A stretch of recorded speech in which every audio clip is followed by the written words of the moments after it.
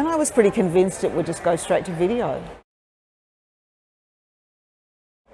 Deborah, tell us a little bit about your background before you got involved in Running on Empty. So I was a model. I mean, I was at school. I had attempted a couple of university degrees, both of which I dropped out of. RMIT, Media Studies.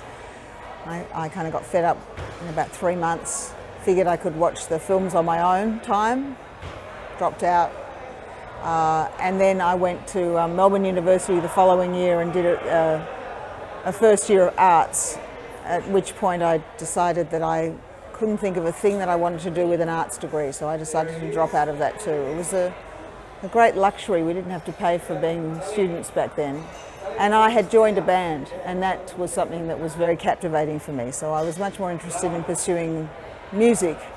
I wouldn't say I was pursuing a career in music at that point, but I wanted to be in a band, I wanted to sing. That was a great adventure for me, so that's what I was much more interested in spending my time doing. I had started modelling at the age of 18. I was modelling for an agency called Cameron's, and at some point the agency was contacted by the production company for Running on Empty, looking for someone who could play the role of a model. So I was put up for the job, and I didn't really like modelling, and so I said to myself, if I get this job, it'll give me enough financial freedom to be able to quit modelling. So that's what I did. Running on Empty came my way. I did the film, I stopped modelling. Sweet.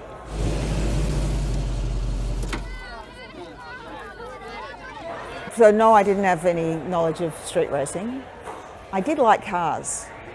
So my first car, when I turned 18 and got my license, I was pretty quick. I need to get out of home. I needed to have the freedom. I needed my 4 wheels. And I bought myself a Type 3 Carmen Ghia, red with a white roof. It was a very unusual car. Sounded like a lawnmower because it's made by Volkswagen, but just looked so stylish. And I just loved it. I loved that car.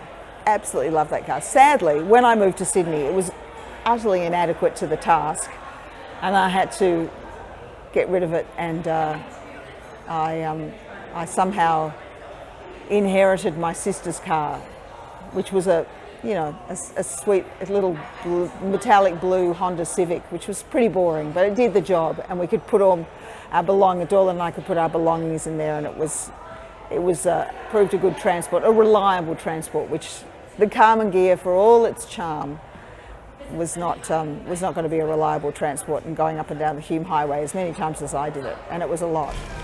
Why does it mean so much to you? You recently released an autobiography called Book of Life, where in it you discussed Running on Empty to an extent and mentioned how you were not a fan of the script initially. What made you take the role? Oh, it was very venal.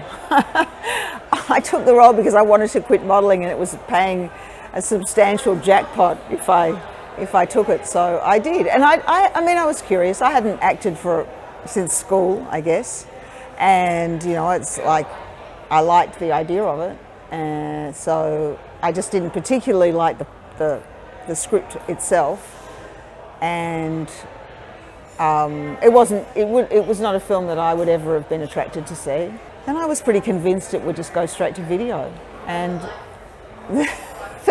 the subsequent decades where it has become this cult film, and that people still really treasure it.